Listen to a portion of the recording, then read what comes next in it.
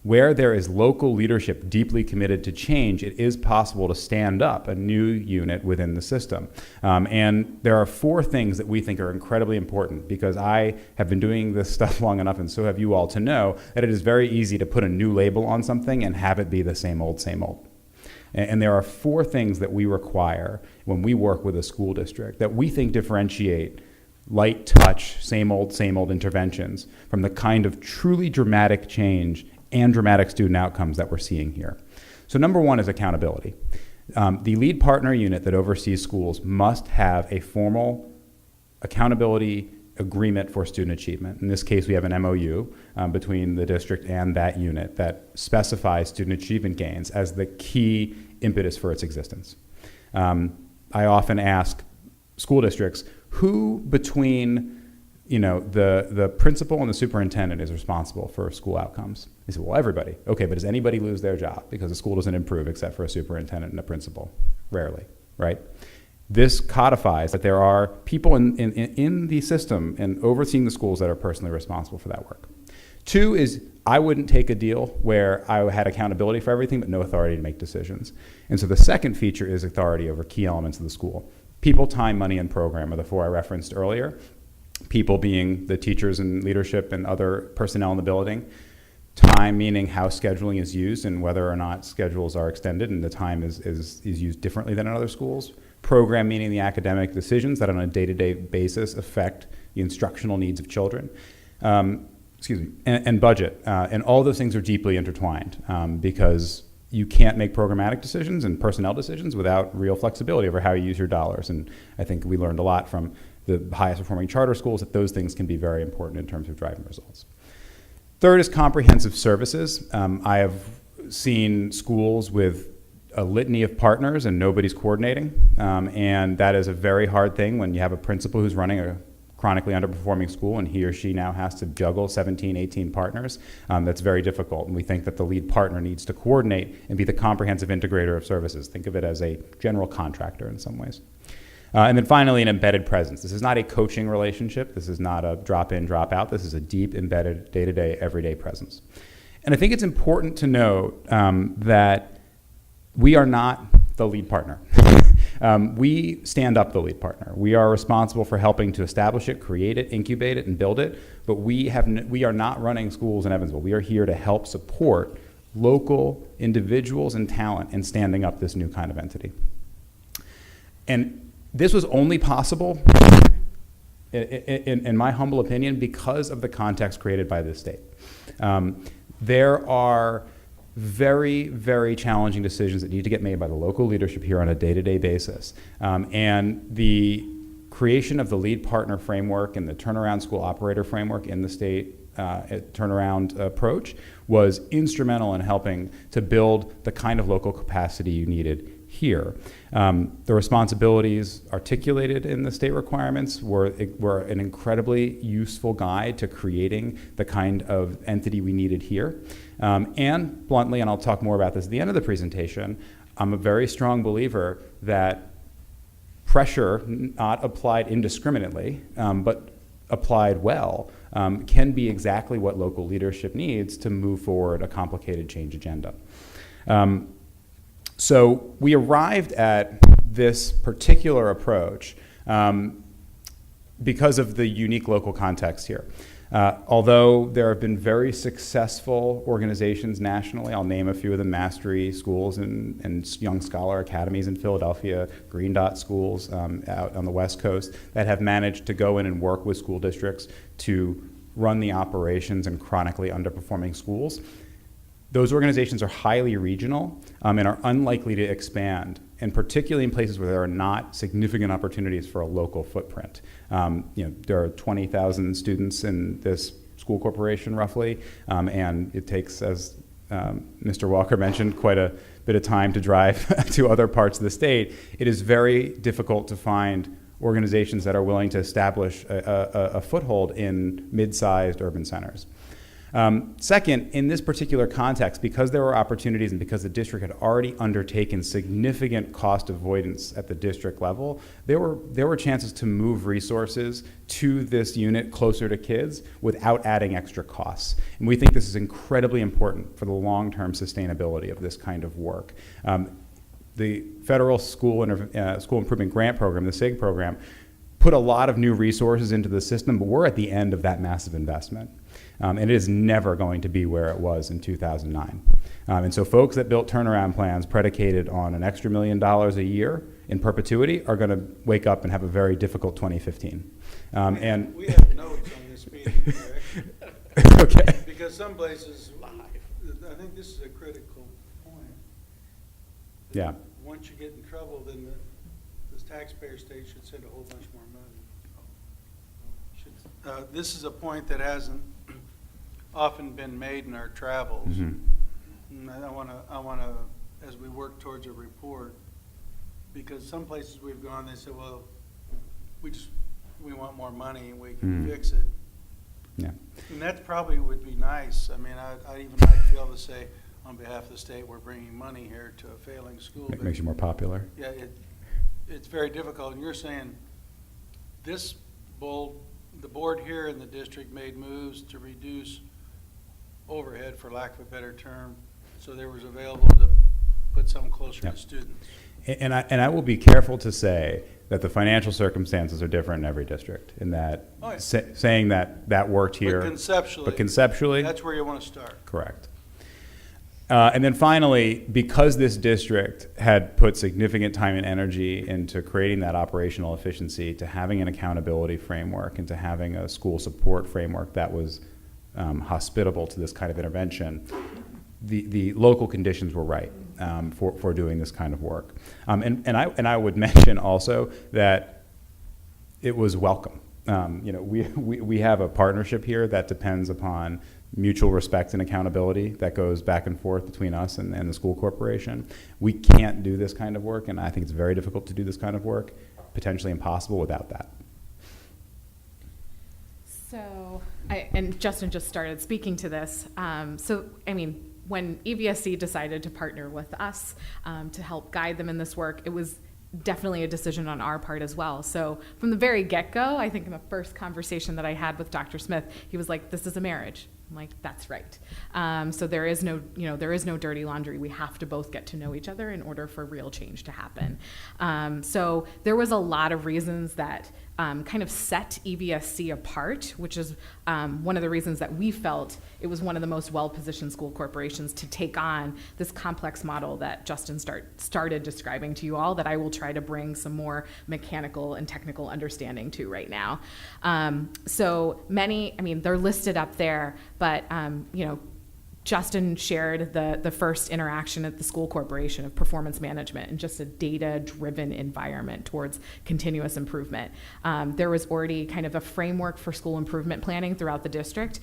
There is absolutely a collaborative relationship with the teachers union here, which was very key in a lot of the decisions that were later made and how this unit was stood up and the schools became part of the zone. There was already a very strong framework in the equity model that many of the schools in the TZ had already started with.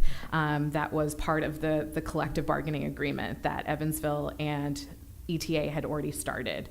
The leadership was willing to take on the reforms that were necessary here, which Justin already hit upon, and then the business systems here actually made sense and integrated into a way that made sense. And then the bonus for us, we work with a lot of districts where there's not a natural geographic feeder pattern, and Evansville is actually organized in a way that feeds into neighborhood schools, which is very tremendous in places that not very common. So those are all the reasons why Evansville made sense to us. So we actually initially, I want the board and members of the audience to understand, is that we actually recommended a 3-year strategy to the EVSC to do this work. And 4 things happened, which is why you see that very large number 4 there.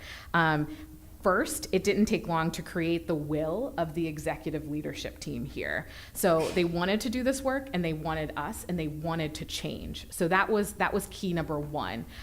It was an invitation, and it was very much, as I described, a honest conversation from the very beginning of our partnership. The second thing is that central office personnel were immediately reassigned to prioritize the effort. So, and when I say immediately, in most of our school districts that we work in, this typically takes anywhere between 3 to 6 months. But because of the third reason, which is this effort has stayed as an urgent and important effort. And you'll hear Dr. Smith talk about the strategic plan of the school corporation in a few minutes. But this is an effort that lies within that larger plan for the school corporation. And then, the collaboration of all the different parties. That piece was definitely here. So those 4 things is actually what accelerated what was a 3-year timeline into a 1.5 years. So there is not one other district that we work with right now that's progressing at the rate of reform as the EVSC in the implementation of this particular strategy as the internal lead partner model. So as promised, I wanted to get into a little bit of the mechanics so that Carrie and David can elaborate on the success and the learnings that they've had through this. So the very first step in the process to do this work was to create the office. So this involved job description, selection processes, finding physical space for the office initially, and hiring the right people. It also meant, in order for this initiative to work, that the decision-making authority, and this is actually very important, actually has to go directly to the superintendent. So you'll see in the graphic, in the organizational chart there, that we pulled out the OTS unit and the 5 schools that were going to be a part of that unit, and that those positions report directly to the superintendent. That's very, very important. Then, after the unit was formed, the OTS actually got to work. So Justin alluded to this earlier, but one of the very first things that we did was to make sure that Carrie's unit in the Office of Transformational Support was placed on a performance contract with the school corporation. So what you see there is the body of what is that performance contract, but it basically kind of aligns to what Justin was talking about, one of the key responsibilities of a lead partner, which is to take accountability for student achievement. And within that performance contracts are specific goals that her and her team must meet for the 5 schools that they are supporting in the TZ. There was a staff recommitment process. This was the OTS's authority over people and exercising that. So Carrie and team designed a staff recommitment process in collaboration with ETA here to make sure that the teachers that stayed in those buildings were the best teachers for those schools and the larger staff.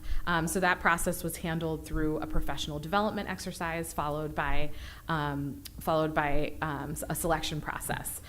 The next part was approval. How long did that recommitment process take? Did I use the right term, recommitment? Yeah.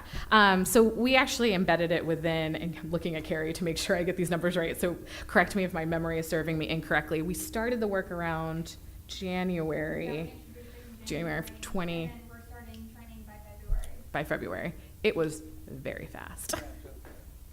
Very fast. As I told you guys, EVSC progresses at a rapidly accelerated pace, which is great. The next thing was the approval and changes to school schedules. So within the first year going into the second, some adjustments were made to school schedules. So an example of this is Lincoln, where you all visited, used to be on a balanced calendar. And there was actually no data to kind of support the fact that that school should be on a balanced calendar, coupled with the understanding that the school district was also going to move to an extended day. So Lincoln and Carrie, the principal and Carrie, in conjunction with the superintendent, made a decision that that school should go back to the school calendar of the district, which obviously opened up time for professional development and all the things that should be happening in the school. So that was one example of one of the schools. The alignment of school budgets to school plans. Within the first year in one of our schools, we saw a need for additional support around culture and climate, actually at Lincoln. And that's another example of that principal working creatively in conjunction with the OTS to find the funds to support an additional assistant principal position to support culture and climate in that building. So again, aligning that the authority over budget and people and funding in congruence with where the school should go. Then you see a picture of Carrie Hilliard because she is responsible for the accountability and the support of the school leadership. So all 5 principals are directly report to her, and she provides oversight to that school leadership team. So her and her team they actually have physical offices in the school. So Carrie and her team of only 2 managed to somehow be an embedded presence in the way that you guys experience them at both Lincoln and GLA at all 5 schools. So that's a picture of one of their offices at Lincoln, which you guys might have seen. So in just 1.5 years into the EVSC, into our partnership here, EVSC was kind of done with all the major milestones we recommend going into this partnership and this strategy. So this is and the reason it's been exceptionally powerful here, and here's where you start seeing kind of the exponential factor and the sustainability piece, is because the superintendent, because Carrie reports directly to the superintendent, there's a level of information that the superintendent is now receiving from the school-based perspective that allows him and allows his executive leadership team, and ultimately the EVSC school board, to make decisions in the best interest of schools. So an example of this, it not only does that, just to backtrack, it also provides a space for innovative ideas. So an example of that is the one that's bolded up there, which is walkthroughs to monitor fidelity. So the OTS, so Carrie and team, designed a walkthrough tool for one of the schools. And it was such a successful process that it was then something that Carrie then worked with the chief academic officer to make sure walkthroughs were employed throughout the district, just in a different capacity. So it has that exponential factor to it as well. So from our national perspective. So just to wrap up on just a somewhat higher level and national perspective, I know that you'll be hearing from Public Impact later on some interesting recommendations, and we've worked with Public Impact for years on these things and believe deeply in their approach to this work. There's an interesting confluence of mandatory intervention policies and voluntary incentives that seem to drive change at scale. And what we've learned from looking at around the country, places like Louisiana, Tennessee, where I was yesterday, Massachusetts, which I know you'll hear from, and a whole host of other places that have tried different mechanisms for state intervention. State takeover alone has not been a sustainable strategy anywhere. But the compelling threat, bluntly, created by state takeover when exercised with credibility is an important part of the cocktail that creates the right. Is an important part of the cocktail. Oh, I'm sorry. So the credibility of a state to intervene, so the ability to intervene statutorily in local affairs, and the exercise of that ability to prove that you are credibly going to use it at some point, is an important part of the framework. And when coupled with voluntary incentives, sticks, carrots, for local school corporations to take matters into their own hands, you have a powerful incentive to change. And so what we've seen is the places where both things exist, and where there are both credible sticks and credible carrots, you're seeing pretty remarkable things happen at the local level like here. So I mention that to say that I think there are very compelling national templates right now for what it means to create interventions from a state level. And the best ones are creating more opportunities for educators to be innovative within those intervention structures. And they're also coming with additional supports and sometimes resources to local school corporations and districts that want to reform themselves. I'm going to say what you said another way unless you correct me. Please. And then we'll have a difference of opinion. But what I maybe I'm wanting to hear this, but the very fact all these folks came together in the legislature probably 10 years ago or more, 12, to create this mechanism where the state steps in is very, very important. Because sometimes a district or community, who knows all the reasons, I'm sure it's multifaceted, there are failing schools struggling terribly, and without that, that's a force then. There's carrots and sticks involved. But secondly, though, once you do it, to get credibility, you have to have, we're learning about smart intervention and what works best, et cetera. So to have credibility, just intervening alone is a good threat, gets people off the dime.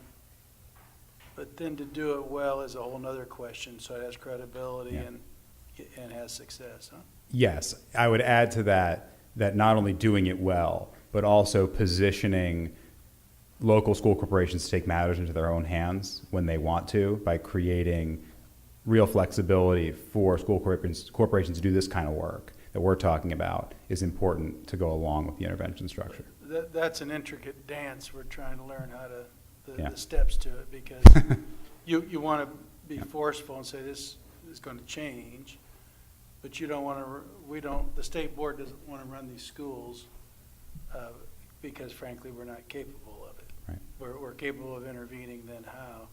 So you're saying you need to intervene, but then how do you keep enough power and authority there so they own it, and then long-term can head down the road? And even one of the other things I noted was the collateral benefit. So if you learn something in these schools by operating differently, then the other principals find out about this, and it for each. So I know you're going to hear from Dr. Smith, Dr. Hilliard next, and I just say it's been a real pleasure working with them in here, and I hope that we. Yeah, quick question. I've gotten some feedback from some of the building level administrators today, but I want to ask you directly. How do you think Mass Insight has helped build capacity in the district that will be here when you leave? You want to take a shot, and then I can add it. Sure. And Dr. Smith can attest to this. One of the first conversations I ever had with the superintendent was, I'm not going to be here after 3 years. And I haven't done my job if I haven't left everything that I know and everything that my organization knows with you and with the school corporation. So I encourage you to talk to the folks that work with us directly, because I think they have the best stories to say and to tell. But the way the capacity building works is that if there is a need, so for example, I'm gonna actually give you an example. So we designed the selection process for the director position of the OTS and the staff members of the OTS. So it was a competency-based selection process. And so as soon as I shared it with the superintendent, he shared it with the academic officer and the deputy superintendent at the time.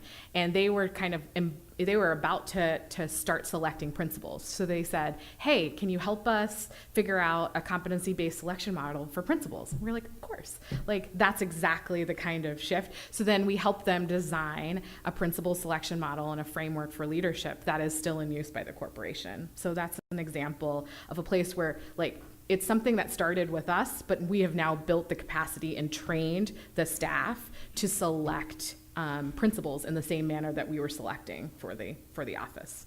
Is that a good, okay. Sarah has a question, please. Yeah. Make sure I'm on. One of our tasks as a committee is to look at a better understanding of exactly what capacities are necessary in different regions and different schools to best fit them with a different style of intervention. And you've spoken very eloquently about what was happening here that made Evansville a great partner. What are non-negotiables that you would put in place for an internal lead partner scenario anywhere else in the state? What do we need to see in place to know that this is an appropriate option to take? I sat with I won't say the name, a school district yesterday where they asked me this question, and so it's a familiar one, and one we thought a lot about. So number one is this a top priority? And if you say yes, but so is this, that, the other thing, down to A, B, C, D, E, F, G, it's not. And we all know that prioritization is hard, but if you're not willing to prioritize this intervention, which implies prioritizing these schools, which is very difficult to do, particularly when there are other schools that seem like they need just as much attention. But at the end of the day, you're never going to improve something dramatically unless you prioritize it. It's a very hard thing for districts to do in concept, and it's even harder in practice.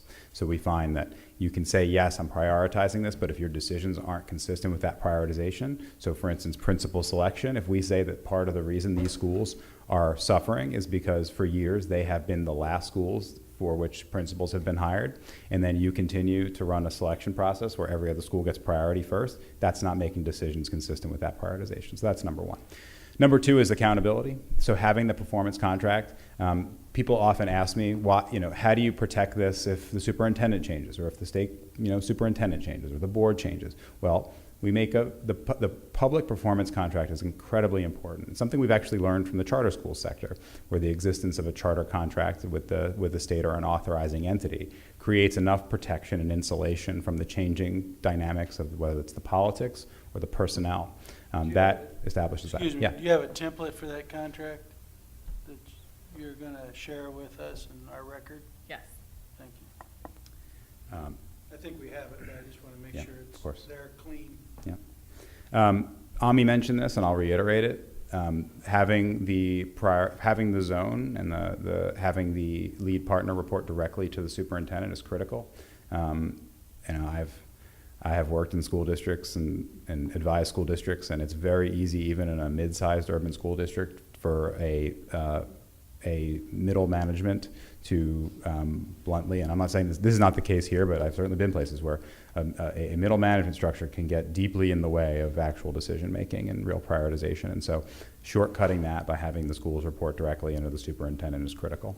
There are a bunch, go ahead. Yeah. I'm going to ask a question there. Regardless how big the district is? It's a good question. I mean, so in this state, I don't think there's a district that's so large that wouldn't make sense. If I were talking about Los Angeles or New York or Houston, I might have a different opinion, but in Indiana, even Indianapolis isn't big enough to not justify I that. just wanted to clarify. Yep. And then I will say that the critical authorities, people, time, money, and program, have to live in the lead partner unit and with the educators and cannot be imposed upon the schools. And that is very difficult because that is sort of a counterintuitive thing. So when we went out and did our initial research on school turnaround starting 10 years ago, we always asked superintendents, who's your best high poverty principal? And they said, well, that's Miss Hilliard. And you say, okay, well, who is your biggest pain in the rear? And they would always say, same person. Because the people that were getting results were breaking rules and were actually making decisions closer to kids, even if that wasn't the way the district was run. And so we said, well, if the only people getting results are rule breakers, the rules have to be wrong. We've got to decentralize these decisions closer to kids and formalize that, not make people have to break rules in order to do that. Another question? Go ahead. Just one more. And obviously not directed to your partnership with Evansville, but just hoping to utilize some of your expertise looking at transformation across the nation. When we have scenarios where there are districts that are unwilling to partner or unwilling to go down that route, what's the best approach for us to make sure that we see real transformation within these buildings when there is that hesitation? So in the case where there's an unwillingness to actually make hard decisions, I think that those are, and I'm not opining on any individual instance, but in places where there has been both a reluctance to make significant changes and student achievement has continued to either stay flat or decline, I think those are the places where intervention, more direct intervention, is the appropriate response. Well, turn that into English for us. More direct intervention means Take over. district? I think that it's very hard to not, so financial control is important. And so whatever barriers you have to making those financial decisions that affect the school day to day, you have to get rid of them. And if that means intervening in the district level, then yes. Good. Oh, I don't know what that noise is, making me nervous.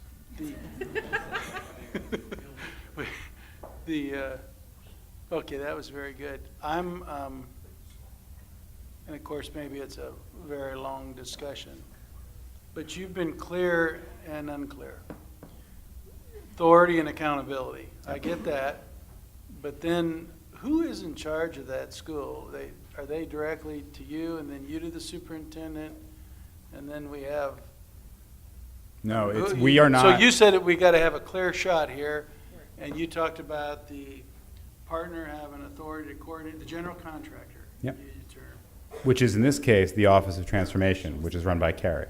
That's the general contractor. Yep. And you're advising Yep. Carrie all the time. Yep. And like this partner, but you don't have authority, or do you, as partner? As we don't have authority as partner. No, we are here to support You're a this. partner with the authority. Yeah, And that correct. authority is right to the soup. Correct. Yep, I'm, that's right. yeah, okay. There has been some misunderstanding. Because we've had situations where we can't get that Yeah. synergy and marriage going, Yeah. and it just struggles then from day one on, and I want to be really Yeah. clear about that. So when it works well, school understands what they can do, and they get to arrange things. There's a general contractor that they report up to, and basically that goes right to the soup. And so curriculum leaders and all these other departments, personnel and everything, if they want to dictate or do something with the school, do they go through the general contractor? Right there. Ideally, yes. Yeah, well, yeah.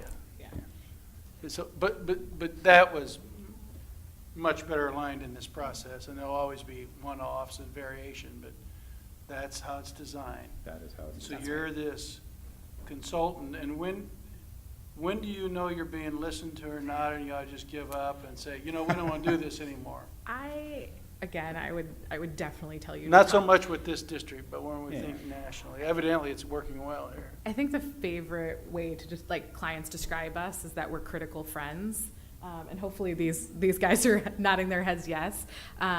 We're pretty. I mean, one of the first things that we do is we go into a district for a couple of months, understand everything. So we interviewed everybody at central office and understood how all the different functional areas work. And so from that understanding, we knew exactly what roadblocks, where the barriers, where the obstacles were gonna be in order to make sure that we were then equipping the Office of Transformational Support kind of the right, hey, you're gonna come across a challenge, so we need to troubleshoot this. And then she was able to troubleshoot it in conjunction with the superintendent in order to actually create a change that's lasting. I have one final question, and unless my colleagues have another, but tell me about Mass Insight. You're obviously very intelligent people, so it's always good to have a couple intelligent people helping. But what's behind you? Tell me about your organization. Why? Sure. Why can you be of such help? What's behind the two leaders here? So we have two other people here, Sarah and Danielle, who can say hello. And then we have a team in Boston that works across a number of school districts. I will say that How large is the team? we have about 50 individuals total, and then a few extra contractors. To Ami's point, we're selective. We are not trying to do a ton of business, so to speak. We're a not-for-profit organization. We're selective about partners. There are times, unlike here, where after 2 months of spending a lot of energy digging into a district's fundamentals and having those conversations where we said, this is not right, because this is not going to work, and we walk away. And I think that's different than a lot of other approaches, because there are, we are, like anybody else in this work, deeply committed to students and results, but if we can't get them, we can't get them, and we can't get them if our local leadership partner is not able to do it. So beyond us, Ami and I and our team here have experience working in traditional schools, charter schools, human capital organizations, and school districts. We have a team in Boston with similar experience, folks who have been superintendents, folks who have been in critical line roles in districts, but we always look for individuals who have both in-system experience and out-of-system experience. We think there's a unique public-private mindset that you can have and create, and when you build an organization that's designed to help school systems. Any other questions or comments? Great. Thank you very much. Thank you very much. Thank you. Dr. Smith and Carrie Hilliard, you're going to present. And I saw from your presentation, you have some information on results and metrics? Yes, as well? certainly do. President Elkins, or members of the committee, thanks for being here. And I sincerely mean that. I have looked forward to this day, and I don't know that every superintendent that stands before you would say that and mean it, but I truly do, because we have a fantastic. Actually, interesting, they have come around. Good. I mean, I've noticed a spirit of cooperation and interest. After you try everything else, you say, well, maybe we better work together, so. Sure. But you seem ahead of the game probably because of your leadership style. So Well, thank you. we just have a great team. Couple things, and I will go through this quickly because you do have the information. This really just serves as the context. I don't think we can talk about school turnaround absent of the context, absent of the environment. So you have our demographics there. Our enrollment has been very, very stable. Overall, more than half of our schools students live in poverty. The transformation zone itself, those 5 schools, that population equates itself to a little bit greater than 92% poverty in those 5 schools. Part of the work with Mass Insight was more than just school transformation, and we undertook a year-long study, really, of where we were, who we are, and from that really had an opportunity to craft a strategic vision, what we call a continuous improvement process. You see in front of you our vision, our mission, and certainly our values, but one of the things that I think makes this all work for me certainly is what you do is simply proof of what you believe, and the emphasis should be on what you do. Anyone can verbalize things, but I think your actions are truly what speak very loudly. So we do believe that those are our values. Students come first. Great people matter, collaboration, intentionality, responsibility, all those things hold up our mission, which then helps us to one day achieve our vision. And then the foundational goal, every student in every school will be on track at every grade level to graduate ready for college and or career. That is just the fundamental belief that we have. So, once again, looking at the context, this data is from 2009, 2010. That's before the A through F model was put in place. But you see district results that really are not very flattering. And since we're not a fan of the status quo, we knew that if we continued to do the same thing and expect different results, we just would not ever achieve those different results. So as a result of that, we planned and we implemented the equity model. So when we look at this transformation timeline, once again, I think it's important to take a step back in order for us to look forward.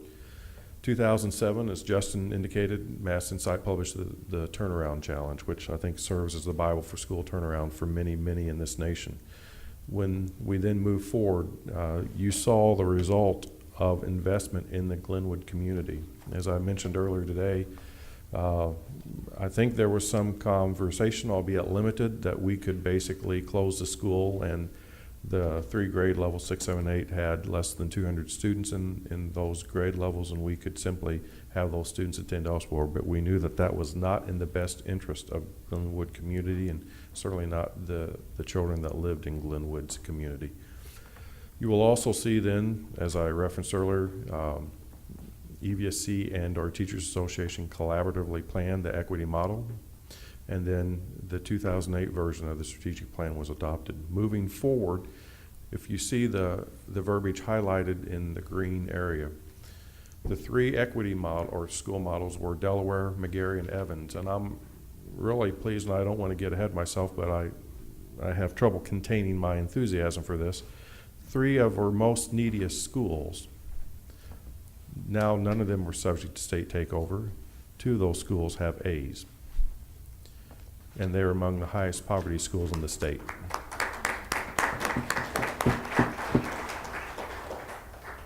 Also, in the 2009-2010 era, EVSC was introduced to Mass Insight through Brown University through our Learning Leadership Cadre. And moving forward to 2011, Delaware, one of the equity schools, was applauded by having the highest percentage increase in the state. and ISTEP Plus scores. I think it's also interesting to note that 2011 is when Indiana's A through F model was introduced. So the years prior to that, EVSC had undertaken a lot of work, not because we had to, but simply because we knew it was the right thing to do. Moving forward, then we did secure the partnership with Mass Insight. And I will say, among the many things that I have a great deal of pride in with this corporation or partnership with Mass Insight, if it's not number one, it is certainly in the very, very top of that list. And I truly think if I was asked to summarize why it works, one word, and that's trust. Because I simply trust them, and I think they trust us. That doesn't mean that we agree 100%, but I know they have our best interest at heart, and I think they know that we will implement what we need to implement based upon what our students need. Moving forward to 2013, I'm condensing all this because you do have it with you. Launch of the Dr. TZ Smith, schools. may I Yes, sir. stop you just for Sure. a moment, because this isn't really about your district, although you've learned a lot, so I want you to teach us a little something. So you are a state board member, you see a school chronically failing, and you say, well, you need a lead partner, superintendent, because this isn't good. We don't want to take it over, but. And then they don't like the lead partner, they don't really work on the contract, and you see problems emerging. Mhm. From your role as a superintendent, what do we do then? Suppose this wasn't working so well, and you just can't, a lot of things could happen. You come to say, you know what, we think we need to do this on our own. These guys are just getting in the way.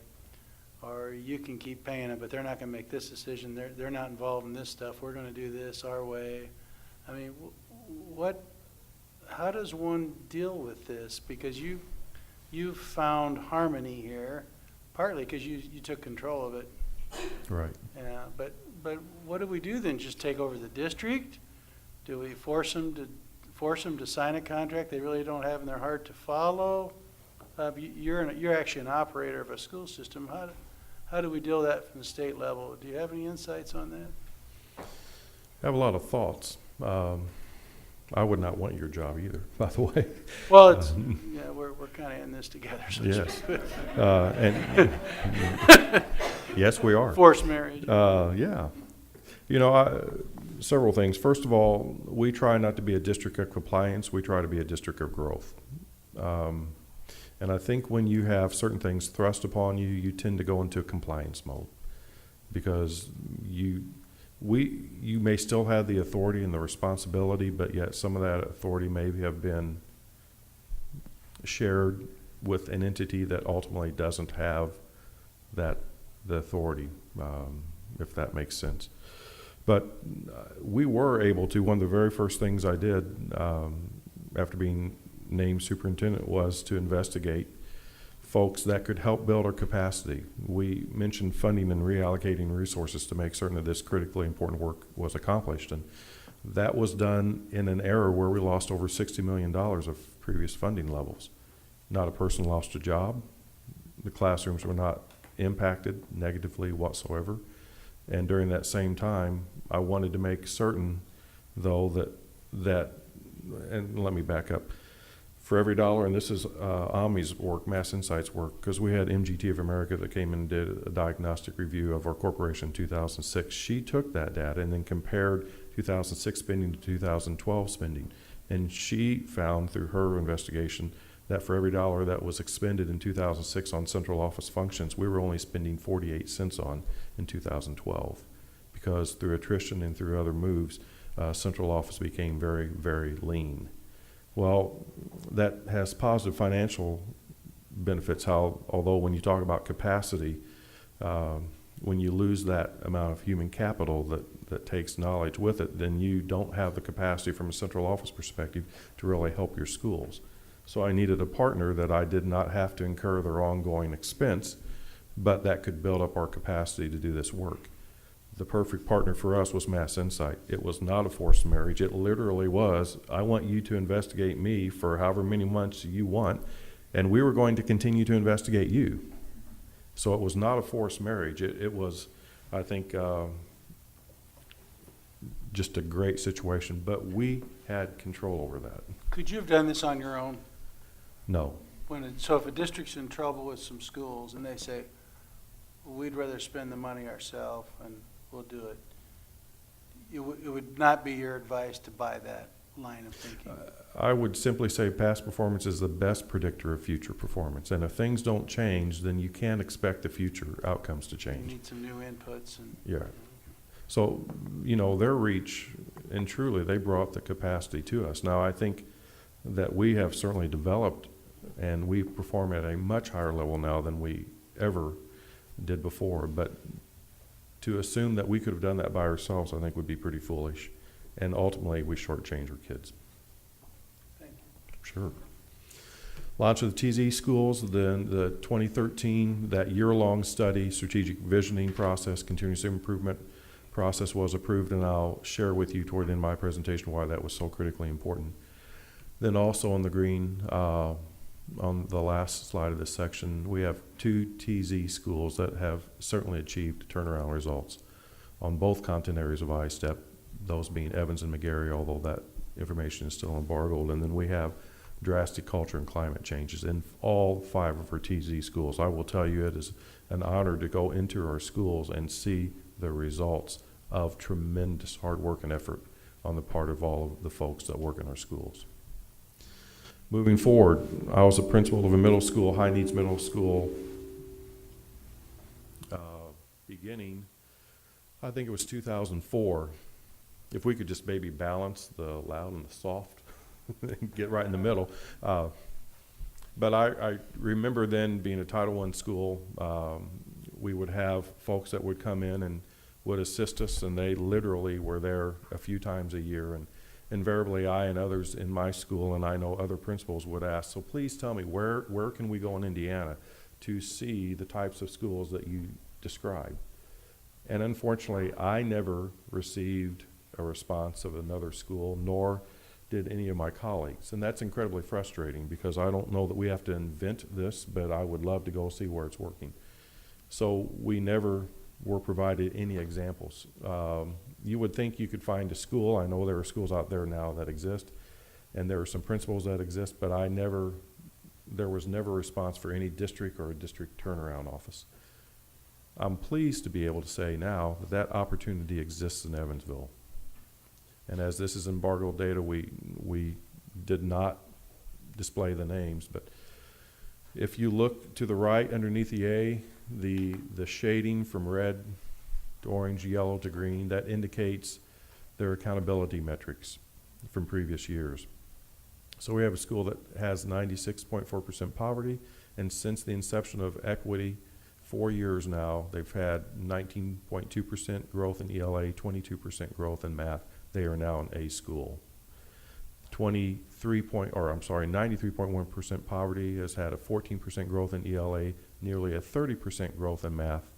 They were a C, an F, a C, C, and an F, and they're an A. That, to me, I think, is clear evidence of action.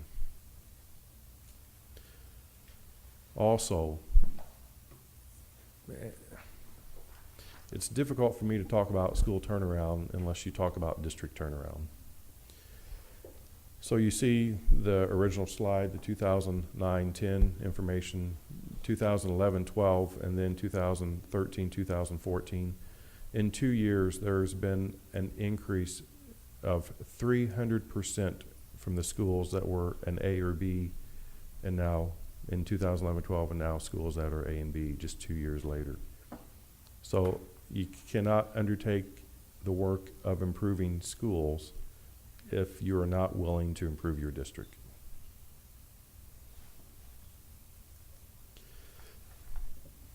We hear this quite a bit, that there's something very different about what's happening in Evansville. And it's, I think, framed in a very positive manner. In the background, you see the district data use. EVSC is the 2014 winner from the data quality campaign for the most effective use of student data to drive student outcomes. We take great pride in that. And that also, I think, is representative of a great deal of work. But there is something very different about what's happening in Evansville. And it's a team approach. It would not be happening without Mass Insight. It would not be happening without Carrie standing next to me, Chief Academic Officer, and many of my executive leadership team that's here, and dedicated teachers. This next slide, I think, is critically important. I think you saw evidence today in the tour of the schools that there are people that are working very, very hard. Although that's not new. We've had people that have worked very, very hard. We have had many, many things for several years that are truly best practice. But we still did not have the outcomes that we desired. And we still didn't see the needle move. So that's why it was so important, and you have a blue booklet in front of you that I would like for you to certainly take and peruse at your own leisure. But it outlines a continuous improvement process, and what I would suggest is that we were able then to align strategically those individual siloed initiatives into a pretty coherent process and plan. We have 3 priorities, 11 strategies that then will lift up those 3 priorities. And embedded in the 3rd priority, the infrastructure, is clearly strategy number 3, and that's execute the transformation zone aligned to national best practices and standards. Very, very important that, as was mentioned, a lot of people can say it's a priority, but you have to actually mean that it's a priority. And I know that it is not only transforming our individual schools, I know how it has transformed our entire district. Through the incredible work of Mass Insight, they've done yeoman's task of analyzing, assessing, and then redesigning our central office structure.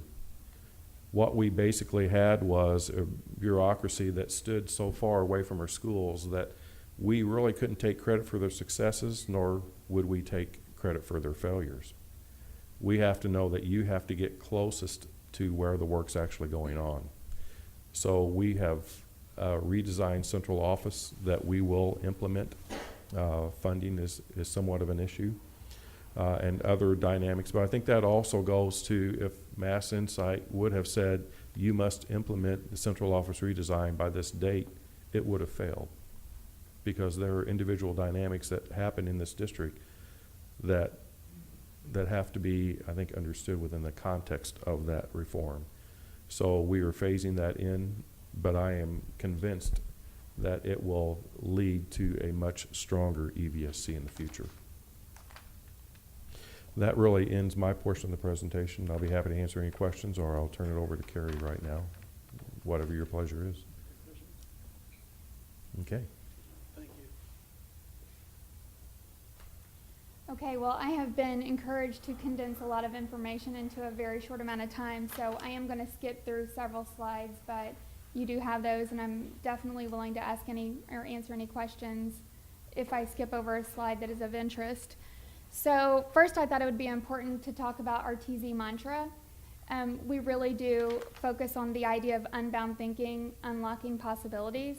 We had to break out of that differentiated accountability, prescriptive way of thinking in terms of step and key sanctions for how to improve schools, and we had to just take the lid off the box and really focus in on what's going to work based on our school's needs. Our mission is that we are committed to dramatically improving student outcomes in EVSC and to inspire district-wide transformation and reform. I think one of the things I'd want to reiterate to this point of our infrastructure, I know Mass Insight, Ami did describe how this works together. I want to reiterate, and I know you heard that on the school tours today, even from our building leaders, how important it is to have a district superintendent who is a turnaround leader. This would not work the way it's working without that piece in place and without having a school board of trustees that supports this long-term strategy and supports us in this work.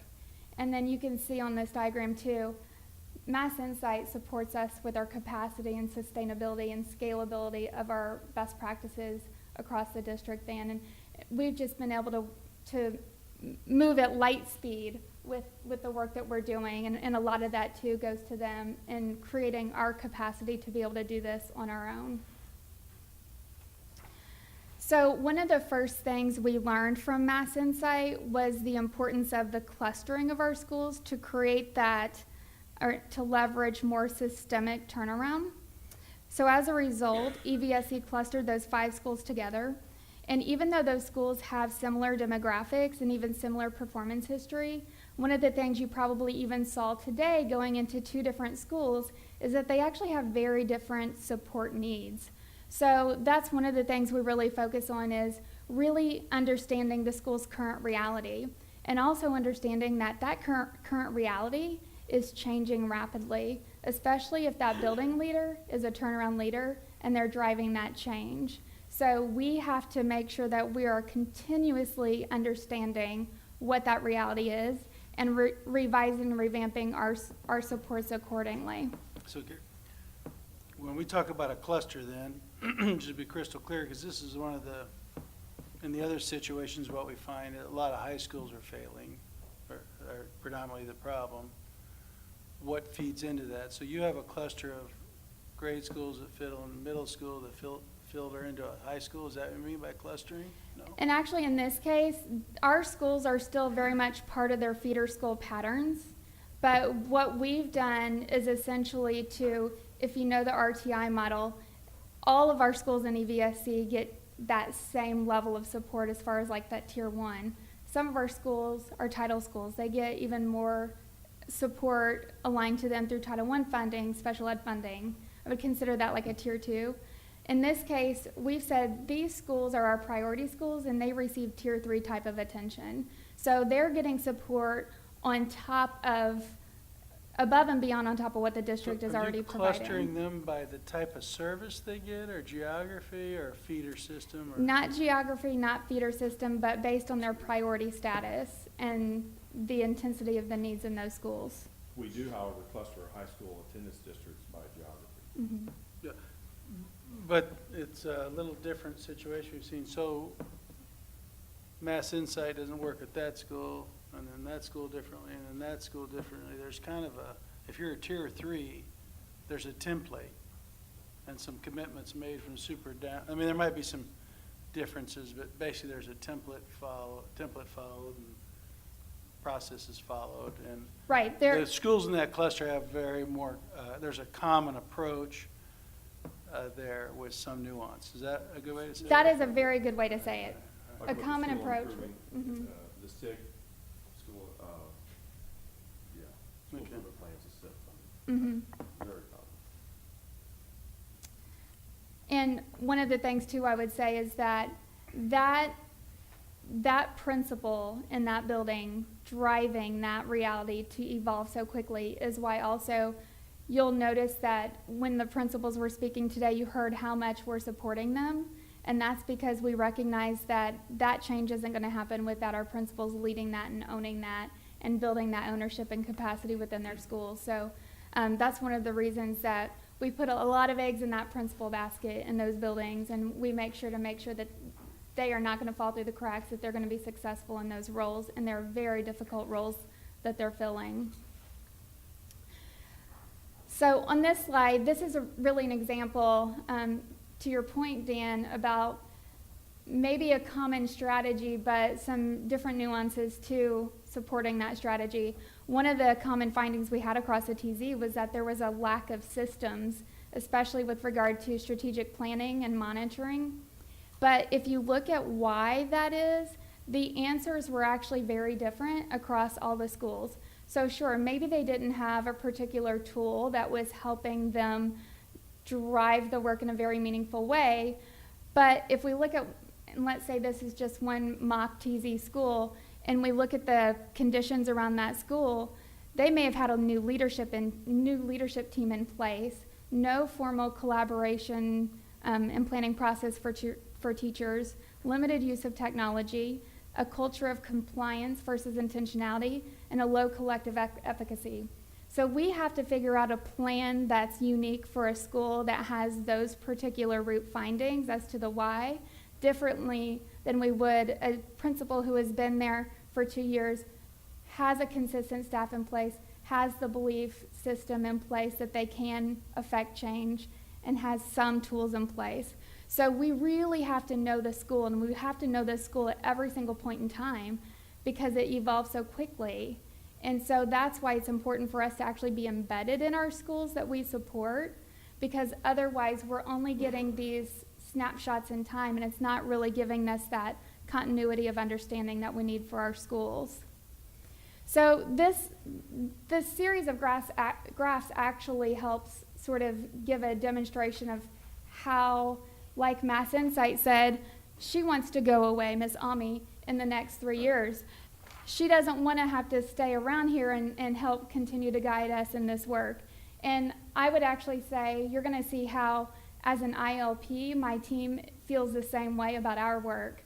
So if this is a picture of a school and the needs of the school, that red is showing that there's this great level of intensity that school has.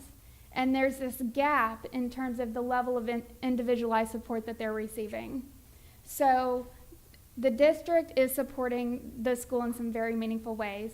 Title I school improvement dollars may be aligned to provide the school some additional support in very meaningful ways. But there's this level of intensity of need that isn't being addressed. And that's really where we step in. So that's our starting point to really identify what that gap is, to make sure that we're being very accommodating to the needs of the schools, supporting that gap.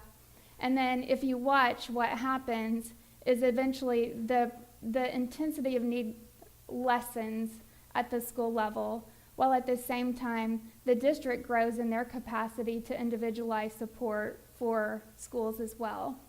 And so eventually, in this case, we go away too. And that's really what we want to accomplish as a team, is for us to no longer be needed in the school district either. Because, again, going back to our mission, we're trying to inspire transformation across the whole district. And there's already so many things that have happened that the district has so quickly adopted across the district, and we're seeing that happen, and it's really exciting. So I'm not going to elaborate too much on Lincoln, because you guys were able to visit Lincoln today. You saw a lot of this in practice. But this is an example of the type of planning system that we supported. We developed and designed as the internal lead partner and implement very consistently in all the TZ schools. But again, it's different in terms of how we support it, how we customize it for each school based on the context of the individual schools. One of the exciting things at Lincoln was seeing the transformation of their leadership team. And I just want to highlight, this is a brand new assistant principal last year, Brad Bates, at Lincoln School. And you can sense in his reflection how empowered that he is as a building leader now. And that's one of the things that is a goal of ours, is to make sure that we are driving that sort of empowerment and motivation to make sure that our building leadership has the tools, has the capacity to drive the work on their own. And then, how's it working at Lincoln? You saw it today. You saw the hallways, how quiet, how organized everything was, the level of expectation that teachers have for the students there, and that Miss Darrett has for everyone that's part of the school. And now they're able to focus on learning and quality instruction. And so that's something that we didn't get a chance to see teachers collaborating today, but teachers are talking there at Lincoln about how they are a strong team, how every child is their child, and that there is this urgency across the building and this belief that they can and will turn around that school. So some of the successes of the TZ in the first year of implementation. First, it's important to note that those early wins in school turnaround are critical. And so some of the things that you see on the bottom might not make a lot of sense, but the shifts that we were seeing in mindset, the changes that we were able to see happen in terms of people choosing to be in the schools in the transformation zone and that staff recommitment process. Those were major wins, especially in the beginning. And then those wins turned into early leading indicators, which are now already we're seeing the lagging achievement indicators. So again, Glenwood this year, or this past year, we saw the largest iRead gains in the whole district. They were up 15.8%. McGarry Middle School, they were up 5.2% in ELA and up 12% in math. And Evans had double-digit gains in both content areas. They were up 11.6% in ELA and up 13.7% in math. Of course, another leading indicator is that culture and climate data. And when we can get control of that school environment, then that really is what is going to set the stage for teaching and learning. And so if you look at that graph, you're going to notice that over the past several years across the TZ, and these are TZ daily averages of office referrals, we are down, the current average this school year is, we are seeing no more than 1.56 students per day in the office. And just a couple years ago, it was 11.11 and 21.52 the year before that. So now that we have that under control, now we can focus on what's most important. And then these capture the gains this year on iStep that are TZ-wide gains. So we were up to 52% in ELA across the TZ and up to 56% in math. And again, no, that's not where we want to be. It just makes us thirstier to keep going after this and accomplish those changes. So one of the things I keep hearing you asking is with regard to challenges. May I ask a really quick question? Yes. Have you set goals for progress for each year? A numeric goal, like was your goal in ELA 50%, 51, 58, 55? Yeah, so we in a sense backwards map. So we set a goal and a stretch goal for the TZ, and then we work with the schools to set goals and stretch goals in each school. And so we monitor the progress, not only of the leading indicators to reaching those goals, but then also we monitor on a quarterly basis to see, are we on track to where we want to be by the end of the year. So goal setting is critical in this process and one of our key levers. Are you on? Did you meet stretch goals? How are you trying to get a couple points, 2% more a year, Pat? I mean, what are you after here? Because I'm trying to vision how many years to proficiency. So we're still trying to figure That's out a with the hard change one. in testing and everything else, like how do we take where we were and have different metrics and figure out how to correlate that accordingly. And another thing we're doing is we're actually taking all the goal setting information. We're looking at not only 3-year growth trends in a grade level, but can we look back and see for that cohort of students, what has their trajectory been like over the past several years? And then that teacher dynamic is very important. You heard today a couple schools say we had 50% new teachers.